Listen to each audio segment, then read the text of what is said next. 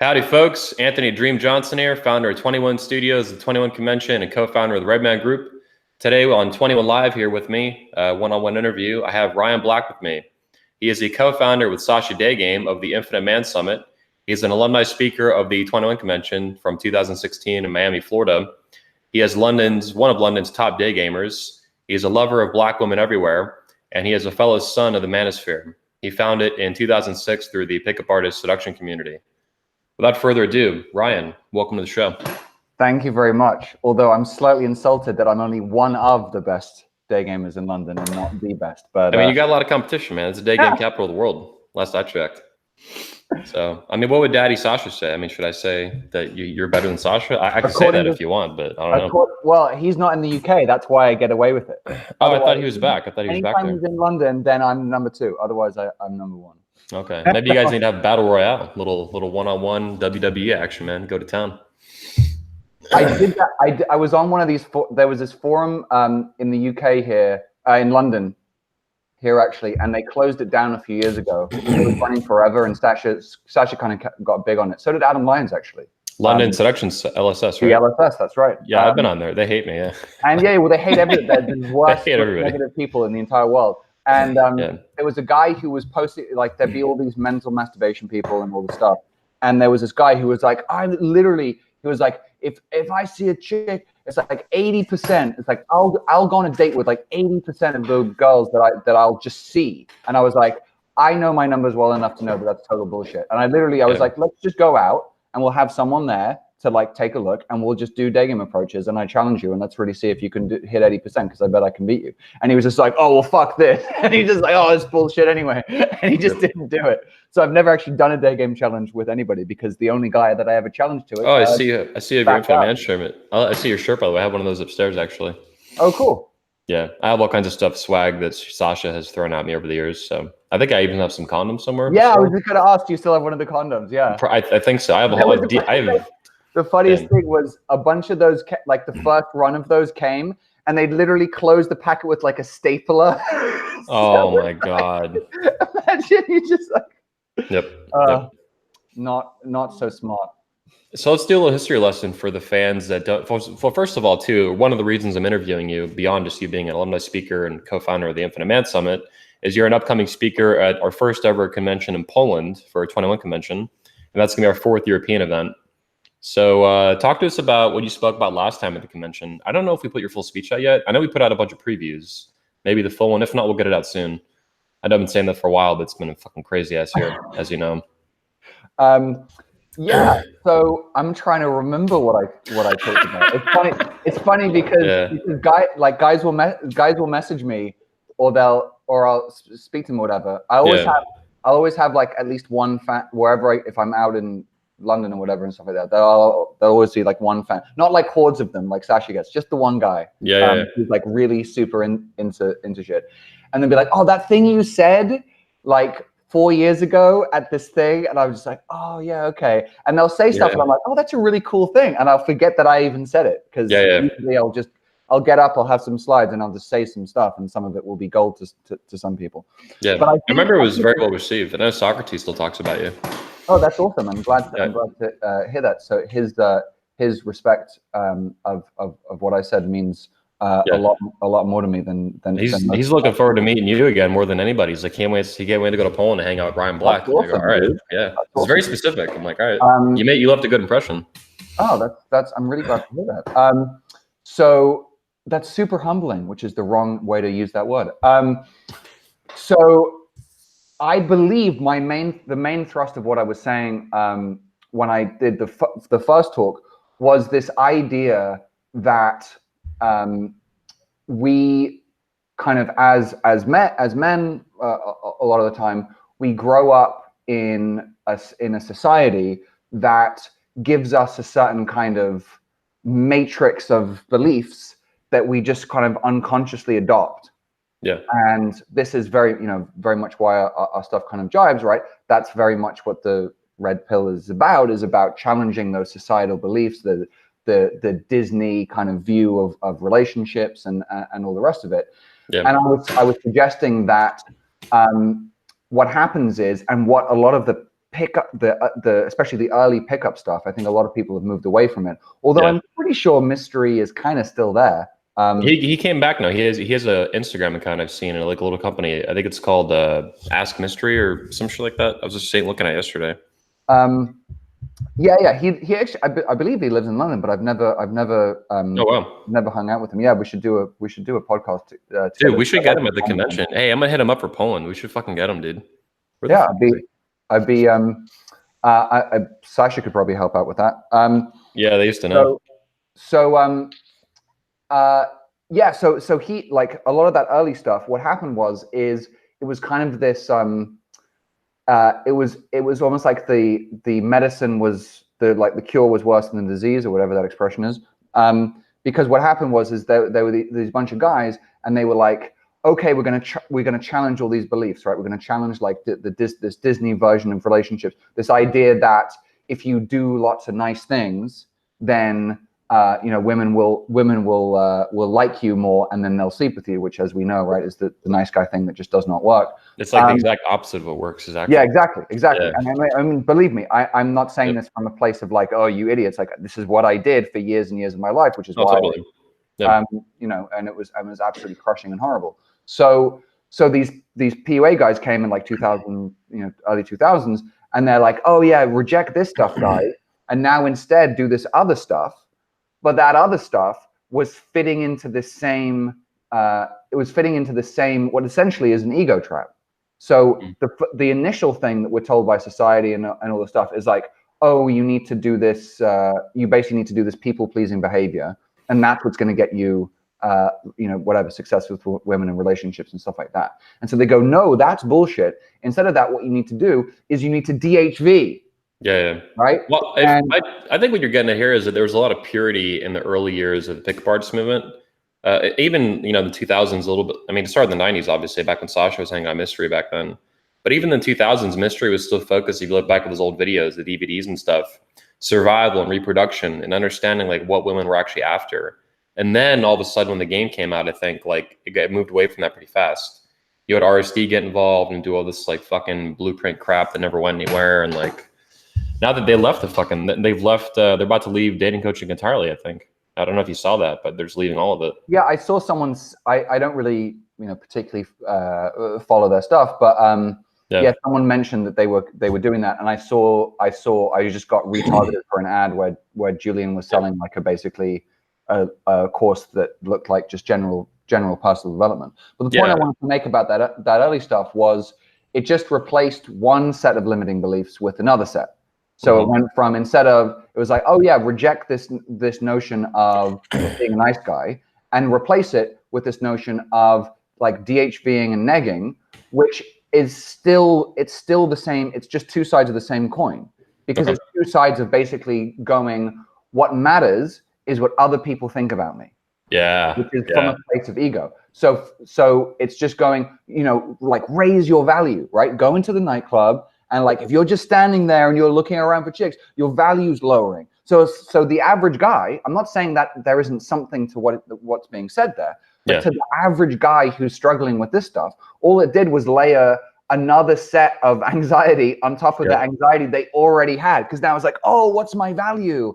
Dude, I can relate to that personally. When I was in the early years, like when you joined like 2006, 2007, that's a lot of what I felt and other guys around me felt. You had like all these layers of all this fucking knowledge and mystery and these guys were putting out. And then it's like, how do you process all this and do something with it? And it was very anxiety inducing. Totally.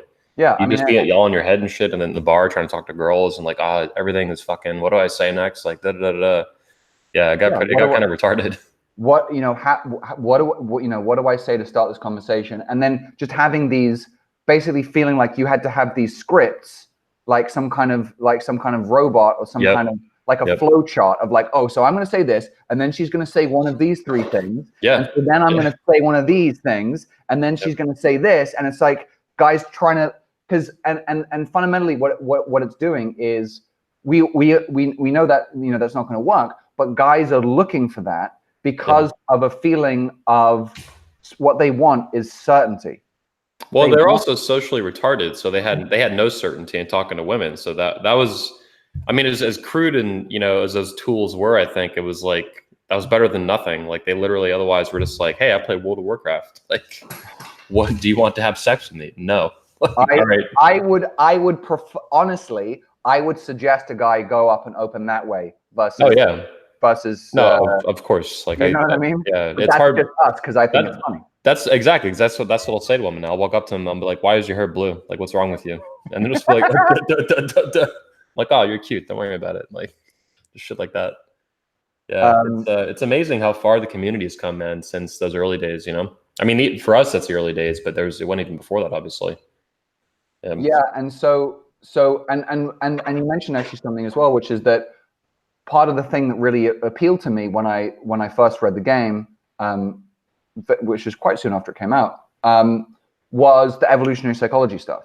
Yeah, and this was a big thing because I was really into, like, one of my mentors at university, who's a professor there, who's great. He taught this great course called biocultural psychology, which is looking at the interaction between evolutionary psychology, like our genes and what makes us do certain things, or at least have certain behavioral biases, and then the interaction between that and culture. Okay. Because actually what's interesting that we don't realize is that the culture of the society can affect the genetics of the later generations, because culture acts as a selection pressure in the same way that environment does. If there's a certain bias or certain cultural norms that are enforced for a long enough period of time, then it makes sense for the later generations to basically have that cultural norm or that behavior hard coded into them, because then they'll be able to get it quickly and move in that society faster. Whereas the ones that have a trait that goes against those cultural norms will essentially be cast out of the tribe and won't pass on the genetic material. Yeah. So let me stack on top of that too. What comes to mind immediately, I don't know if you've heard the concept of epigenetics. Yes. Which is basically, that's really interesting. That seems to be occurring at the same time as what you're saying. That's happening. A culture that's, I mean, look at in the United States, we have, like, obviously, and part of our culture is politics. Part of it is government, depending on the Constitution, 50 states, all these things, right? But on top of that, we have things like the FDA and the food pyramid, which then influences, like, food in schools, which influences your gene expression over time as you mature into an adult and through childhood. This then results in, epigenetics being passed. Epigenetics basically is your genes being modified by your behaviors over time and then passed down to your children. So it reminds me a lot of what you're saying. It's a huge, really interesting study, and a lot of people sort of resisted it because they thought they assumed that it was Lamarckianism, which is obviously not true. But the sort of the Lamarckian worldview from around that same time, from just before Darwin, was the contention that the behaviors that animals enact then change their genes. And so he gave the example. He was like, the reason that giraffes have really long necks, like me, is because you're kind of orange too. Yeah. Ryan the giraffe. So I was like Brian Black, but hey, whatever, man. The reason that he argued the reason that giraffes have long necks is because they spent their lives straining and straining to get the tallest branches or whatever, and that's straining their necks and trying to elongate it over time. They then pass on that elongation to the next generation, and that would continue. And that's obviously not necessarily the case, but actually we're discovering now a lot of the stuff that we do actually does have an effect on whether certain genes are switched on or off. So the process of methylation, right, whether that happens or not, and whether certain genes are switched on or off. Are you telling me the choices have consequences? That's what it sounds like. Is this? Yeah. Fuck yeah. That makes a lot of sense. Yeah. Damn. Hey, let's shift gears a little bit. So you're going to be speaking in Poland in just a few weeks. The event's coming up July 18 to 21, Warsaw, Poland. I haven't seen you in a couple of years since, the Miami convention we had back in 2016. What are you planning to speak about at that conference? Yeah, thanks for putting me on the spot yet again. So I haven't fully decided, but it actually, one of the things that I want to bring in is some of the stuff on evolutionary psychology, because I have I think a slightly different. I think my talk is going to be framed around the idea of being alpha. Okay. Because I think there's a lot of misconceptions surrounding it. Yeah. And definitely. I feel that even in sort of popular culture, well, especially in popular culture, but even someone who I think is fairly well respected, that you'll probably appreciate, someone like Jordan Peterson. Yeah. I think he gets what alpha is and what the evolutionary psychology around things like dominance hierarchies, for example. I think he gets it wrong. And I'm not saying that out of some kind of theory or whatever, or things like that. I'm saying it from having, as I mentioned, like actually studied this quite in depth. So I think that a lot of the stuff that around being alpha that comes from like the pickup community is sort of dovetails with Peterson, is this idea of a dominance hierarchy of basically asserting physical dominance over people, and sort of winning this battle, winning this frame war, and all this stuff. Yeah. And I don't buy into that because for two reasons. Number one, the human society is not exactly identical to, for example, chimp society. In chimp society and our nearest ancestors, they do literally have alphas that fight for dominance and stuff like that. We are social creatures. We're descended from them. However, we have a very unique thing in that we have things like cultures and languages, which chimps don't have. And what my idea of the alpha is, and this is backed up by actual anthropological research and stuff like that. How dare you cite research? Yeah. You heathen. You heathen. Is that the alphas of the tribe for most of human history were those individual males who were so skilled, usually at something like hunting, that they were able to provide not just for themselves and not just for their immediate family, but for their entire tribe. To me, that is the true nature of what being alpha is. And it's alpha coming from a place of abundance.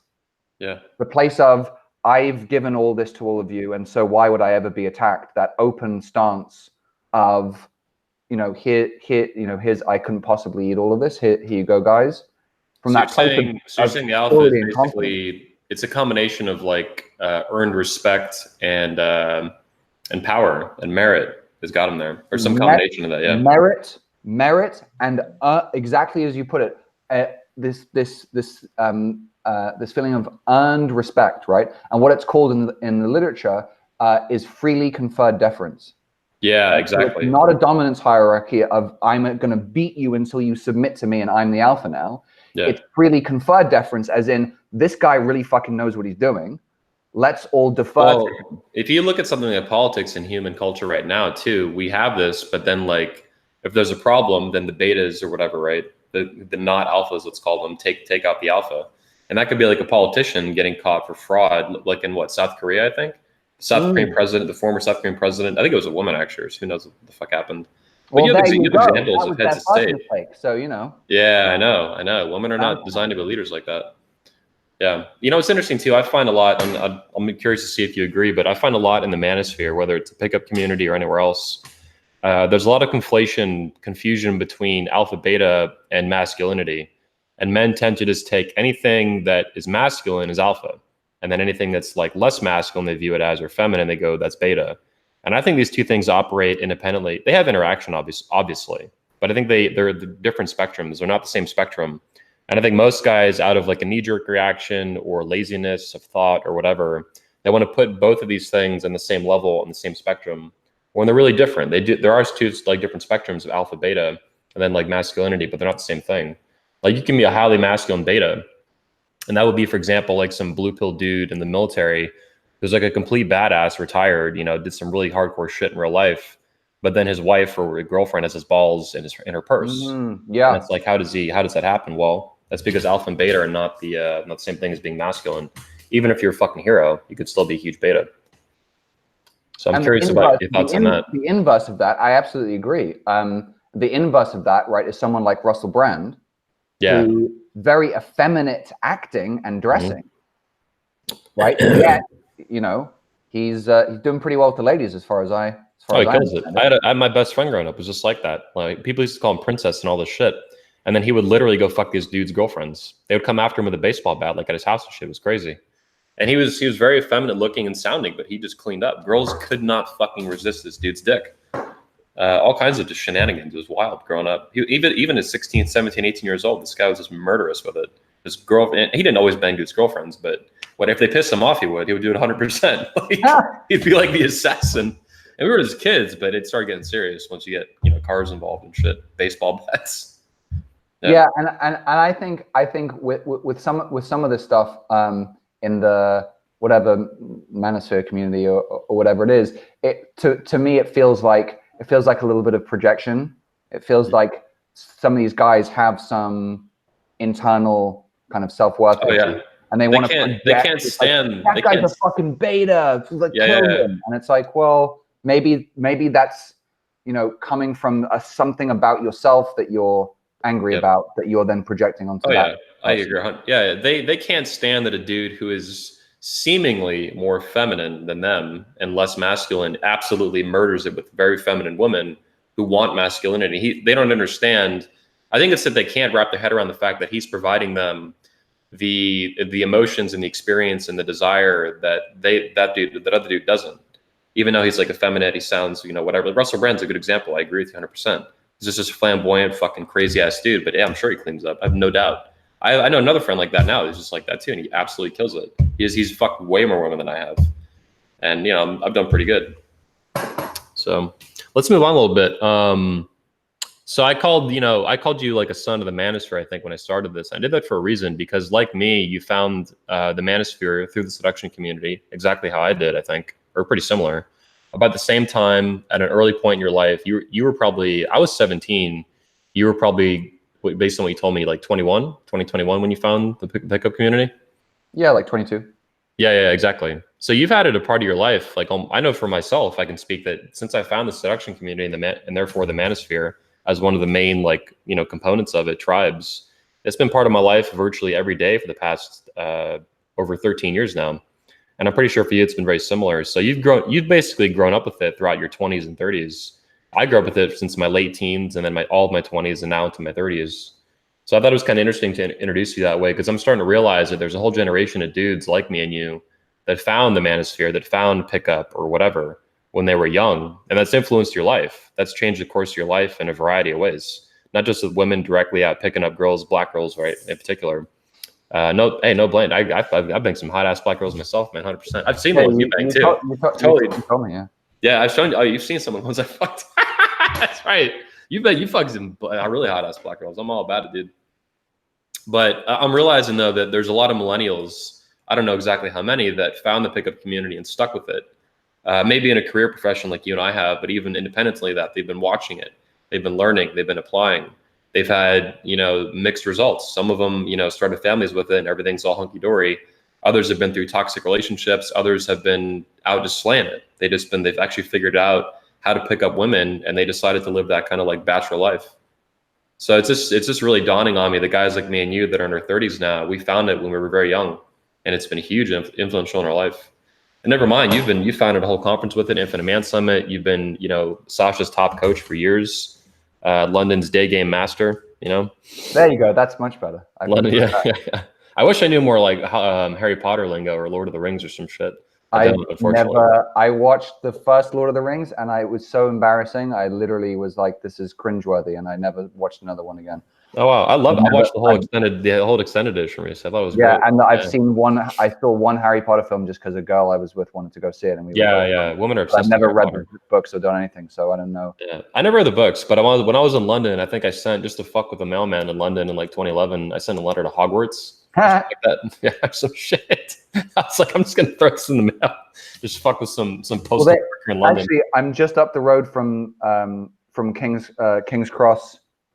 Pancras Station, and they added a little because of the books. They added like a whatever track 12 3/4 or some shit. Like they actually added it, and the tourists go and take photos of it and shit. Yeah. Tourist attraction. Yeah, fuck yeah. Yeah, you're bringing back memories. King's Cross, Charing Cross, all those things. God, I've been to London so many times. I've only been like twice, but I've spent like over 2 months there, I think. Yeah, in my life. Yeah, I miss it, man. I wish I could go back, but I'm pretty sure that if I try to go back, I'm gonna get fucking booted at the airport. They're gonna be like, Anthony Dream Johnson, get the fuck out of here. I don't know. I might get in. I might be fine. But I might not. So I'm like, fuck it. That's why I don't want to do the event there anymore. People are like, why don't you bring it back to London? Because we did it there twice. I'm like, because it's fucking. It looks like a war zone on YouTube. Is what it looks like a knife stabbing, acid attack war zone.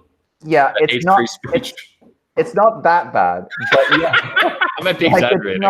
It's not that bad. Central London is still pretty nice. Don't you guys have vans of peace too there and shit? Of what? The van of peace. What's that? That's where someone rents a van and runs people over and shit. Oh yeah. Yeah. Sorry. Yeah, that does dark happen. Dark humor. But it was like, yeah, no, it's not going so great, and especially now we have Sadiq Khan as the mayor, and he doesn't want to. He wants to spend. But dude, you're about to get Boris Johnson as your prime minister. I'm so happy for you. I'm so excited. Make Britain great again. That guy looks awesome. I mean, yeah. I mean, out of all the people who are kind of potentially could be it, he's probably my favorite. My ideal obviously would be Tommy Robinson, but that ain't. Tommy's cool. I like Nigel a lot too, but I don't think he can. You have to be. I don't understand politics that well, but it looks like it has to be basically Boris Johnson at this point. Yeah, like Nigel's not even. You have to be in the. It's the party base, right? In the parliament. Yeah. So the prime minister is just the leader of whatever party gets the most votes. That's yeah. You don't get to this. You don't get to decide it. And then now we've gone through. This will be the third prime minister in the past, like 10 years, who nobody elected. Like it was just the party was still in power. So we had so people elected the Labour mainly because of Tony Blair. So they know that they were voting for him. And then Tony Blair gave it to Gordon Brown, who was not elected by anybody. And then it was Cameron, who people kind of elected, I guess. And then he just gave it to Theresa May, who nobody fucking elected. And now again, because there hasn't been another election, it's going to potentially be Boris Johnson. And a lot of people could say, well, we didn't fucking vote for him. So yeah, I'm super excited though. I mean, I know Boris ain't perfect, but I'm happy for you, man. 100%. I mean, the good thing is the good thing is he has. It seems like he's sort of said and emphasized that he would definitely do Brexit, even if it means a no deal. Yeah. The right thing to do. So, well, talk to me about this. You've been in London a long time. I mean, you've been there for how many years now? I mean, you were there when I was there, right? Were you 2011? I was born in the US, but I grew up here. Apart from university in Philly, and then working for a year or so in New York after university, I've basically lived here my whole life. How has the political landscape been changing? Well, how has the changing political landscape in London over the past, say, 10 years or whatever, how's that affected the ability to be a coach and then actually do day game yourself? And I know it's huge in London, going out in the middle of the day and approaching women on the streets and stuff. How has that been changing over the years? This is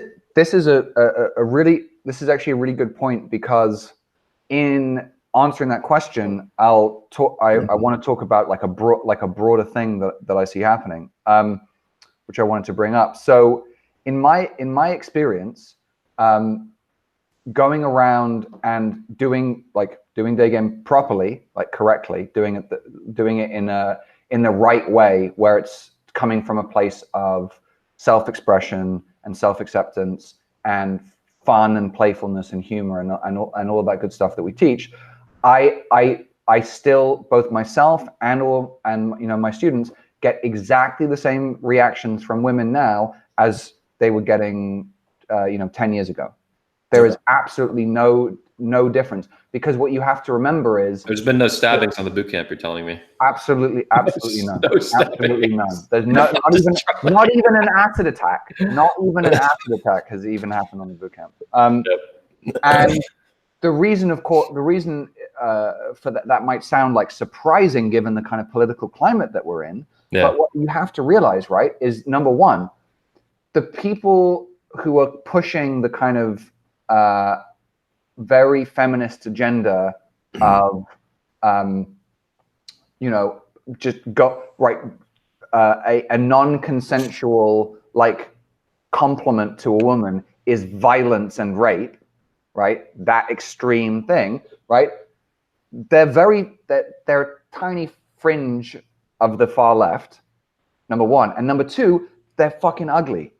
Yeah, of course. So no guy is going to be none of my students are going to be approaching those chicks anyway. Well, they're ugly on the inside and on the outside. That's what you're saying. And on the outside. Yeah, it's and perfect. The women who are there's like the most women, like all those hot chicks that did it for a while, hold up the things that I don't need feminism. Yeah. Right. All those girls that are attractive girls. If you're a girl with high self-esteem who's attractive and like sure of yourself and can take a compliment, then why are you going to buy into this ridiculous narrative of like, oh, saying hi to me is like rape or something?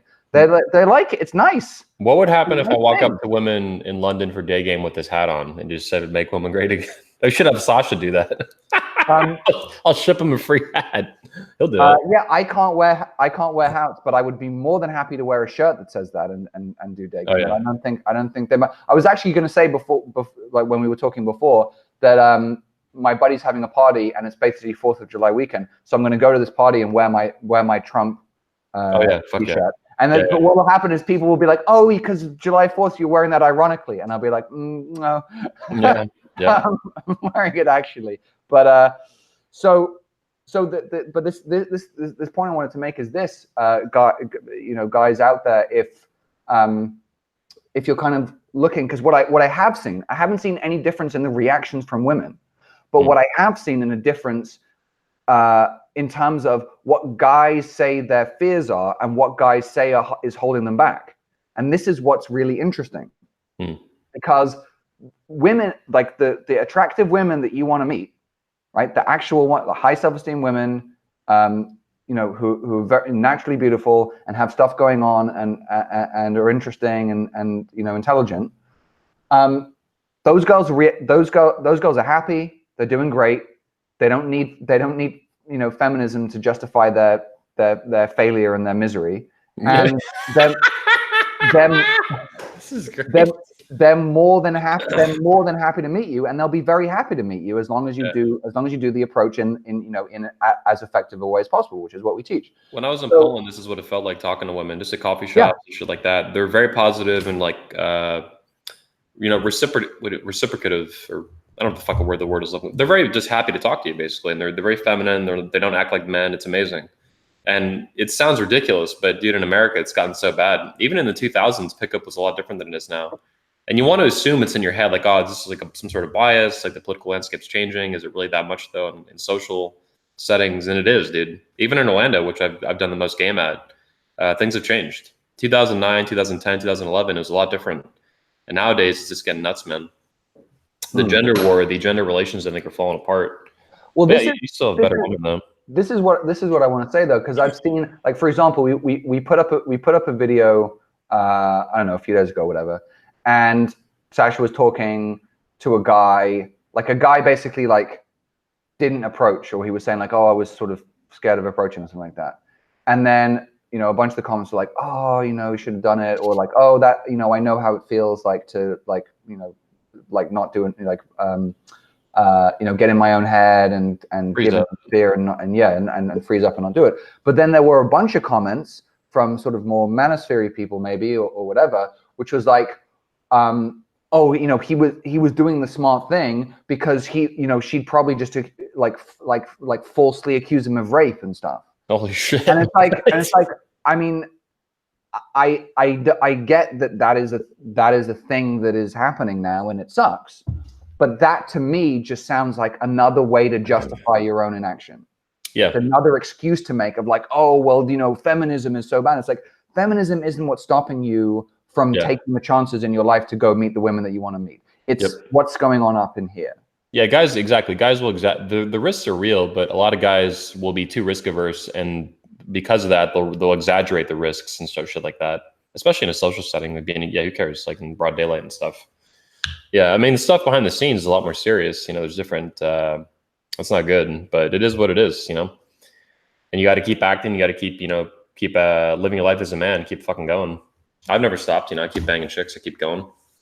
And so far, anyway, knock on wood, but I haven't had any, false rape accusations, any bullshit like that. So.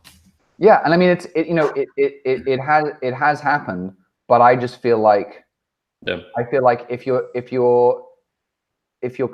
coming from, because and this is another thing about some of the more, there's, there is increasingly, there's a side of, whatever, like MGTOW guys, MRI guys or something, which is just, it's just saying like they might have had negative experiences, right? Like, I mean, you had like a terrible experience with one of your relationships, and it's totally reasonable to feel an anger about it, and to feel like,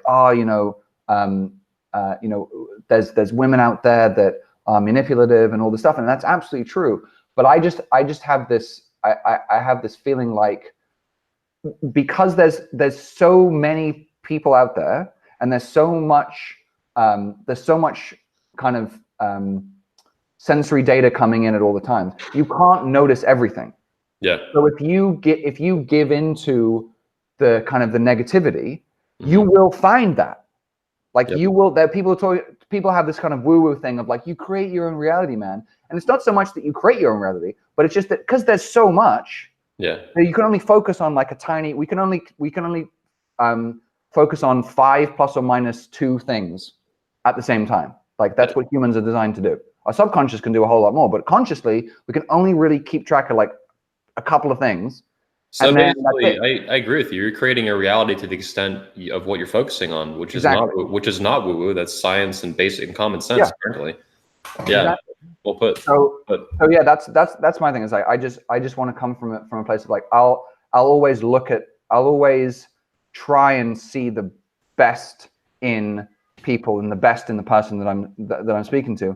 And I see guys sort of argue on the internet from this place of like, forced rave accusation or whatever.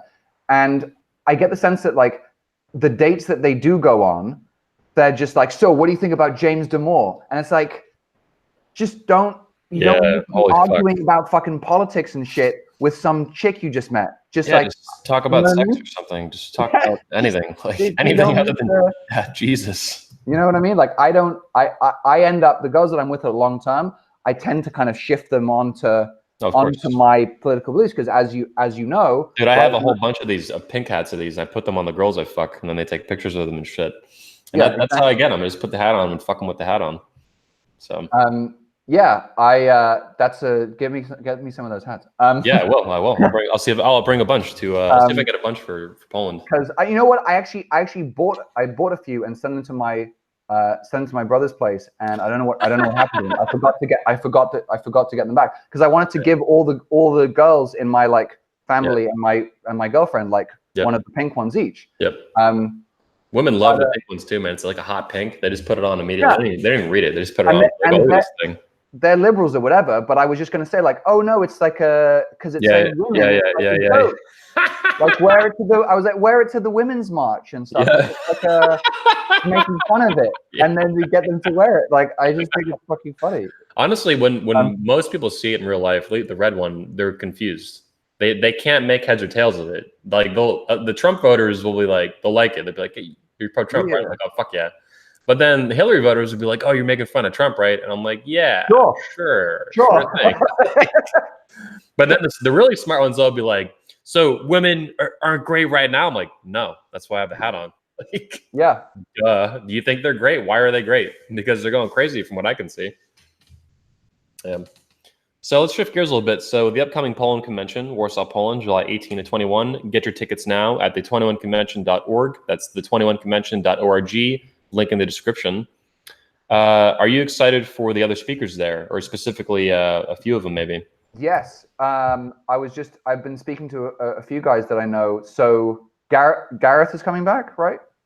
I've talked to Gareth. I should invite him though. That's a good idea. Last minute. Gareth Jones. He's cool as fuck. Where's he live? Is he in Eastern Europe? He travels to Europe all the time, so it's like super easy. But he's based in Texas. He's always in France for some reason. Okay, I'll hit him up.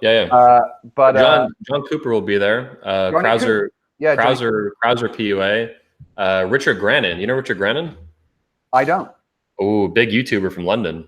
He's got like 130,000 subscribers. He focuses on psychology, toxic relationships, trauma. You like him a lot. He's cool as fuck. And I know you got Tate coming as well. So I'm Tate had to drop out a few weeks ago in May. We'll see what happens. It's like a travel thing. He has a lot of UK shit, like legal shit. I can't get into it, but he basically says like different bullshit chasing him around the world. Yeah. So it's just a travel thing with passports and blah, blah, blah, blah, blah. We'll see what he can do. Tate's awesome. I got to meet him, hang out with him in Warsaw back when I went there in March. I had a full like hour-long interview with him at this hotel.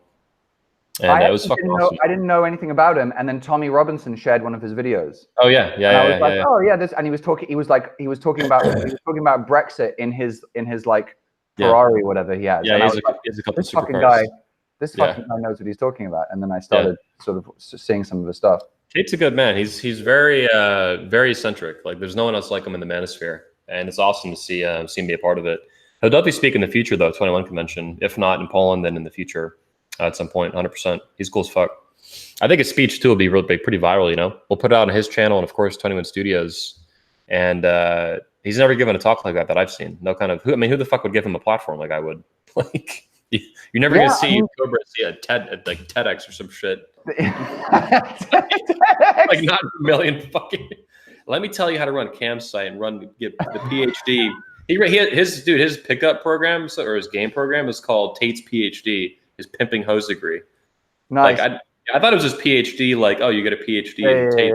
He's like, no, it's the pimping hose degree. I'm like, that is awesome. Nice. Like that is so fucking great. Like, yeah. Nice. He's similar to me. But pretty much everybody I know who's similar to me, who's like British American, they fuck their accent real bad somewhere along the way. Yeah. And I've always like his is like, are you Scottish? Are you like what is happening? So yeah, I would actually switch back because I would always be like, I don't want to do this thing where I'm halfway in the middle because it just sounds so weird and it throws people off. And they go, like Americans especially, they're like, are you like Australian or something? I'm just like, I'm just even now with a completely English accent, Americans is like, are you Australian? Yep. You're either Scottish or Australian. It's like those accents are completely fucking different. Yep. But yeah, I realized like if I can either way, it's like if I'm American in England, that sucked for a long time because people make fun of Americans here because they think they're better. But being English here is just normal, but then being English in America is like a plus. So I was like, I'm either 0 or plus versus normal or minus. So I was like, no, I'll be English everywhere. Yeah, yeah, you're right. Tate is he's American British like you. Yeah, we're the best breed, and Boris Johnson. Oh yeah, that's right. It's like he's like Churchill, man. He's 100%, dude. I think Churchill was born in New York or something way back in the day. Yeah. Because his mom, his dad was. They're incredible. Yeah, his dad was. I think his dad was British and his mom was American, and he was born a British citizen, but he was born on somewhere in New York at the consulate, or I don't know what the fuck it was. It's interesting history though, because he used to use it though, because he was, when he was prime minister, he's like, yeah, I'm American. Like, he was trying to pull the Americans into the war and shit. Obviously, it's like I'm one of you, or some shit. Yeah. I didn't know that. I had no idea. Yep. I visited the war rooms here, and they have like exactly laid out like it was like during the war in their bunker where they do the stuff. And they had in each room they'd have like a little bin like this for cigar butts for the end of cigar butts or whatever. Yeah. And then in Churchill's one, he had literally like a garbage can for his cigar. He was just fucking smoking stogies all the time. Jesus, what a ledge. Yep, as we say. Well, man, I appreciate your time today. It's been a good chatting with you, catching up again. Look forward to seeing you soon in Poland. You'll be there. You need to be speak early, right? You said the 18th and 19th, like the Thursday, 8th, Friday. I'd love to speak on the 18th if I can be squeezed in there. And thank you for having me on this, and thank you for having me at the summit. I look forward to seeing you guys watching at the event. Yeah. Fuck yeah, man. And where can everyone find out more about you? Is it Infinite? It's real simple. We've consolidated everything. You just go to infinitemansummit.com. A little bit of a long URL, infinitemansummit.com. We got everything there. We got a free report all about how to get social freedom. We got all our events where we're speaking, me and Sasha. It's all right there. Got it. I'll put a link in the description as well as to your Facebook account. That's your main social media, right? Your personal one? Yes. Cool. I'll put it there. Awesome, man. Thank you. Yes, sir. Everyone else, thanks for tuning in today to 21 Live with Ryan Black, special edition. And I'll see you guys in the next episode. Peace.